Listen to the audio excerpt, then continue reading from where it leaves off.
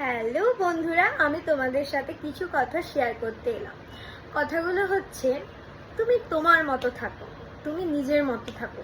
কে কি বললো, কে কি করলো, তাতে কান দিতে যেও না। তুমি যদি একটু মোটা হয়ে যাও, তোমাকে বলতে চলে আসবে, বাবারে দেখেছিস মেয়েটা কি মোটা হয়ে গেছে, এখন থেকে এত মোটা হওয়া ভালো নয়, শরীরে রোগ জ্বালা দেখে দিতে পারে।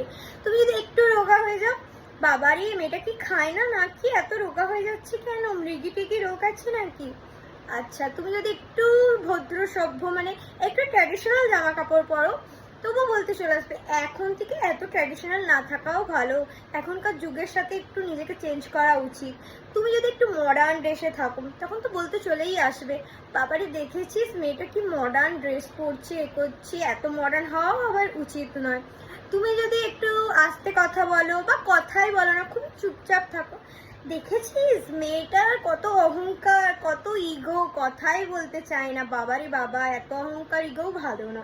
তুমি যদি একটু বেশি কথা বলো, দেখেছিস মেয়েটা কিরকম ভাবে কথা বলে, কথা বলার কোনো ছিঁড়িছাড়া নেই। মানে কি বলবো, এই হচ্ছে আমাদের সমাজ বন্ধু। তো তোমরা তোমাদের মতো থাকো, লাইফ এনজয় করো, তোমার যেটা ভালো লাগে সেটা করো, কারণ মনকে শান্তি দেওয়া সব থেকে বড় শান্তি, নিজে ভালো থাকা সব থেকে ভালো থাকা। তুমি যদি নিজেই না ভালো থাকো, কাউকে ভালো রাখতে পারবে না, আর তুমি যদি নিজে ভালো থাকো, পৃথিবীর সকল মানুষকে ভালো রাখতে পারবে। টাটা।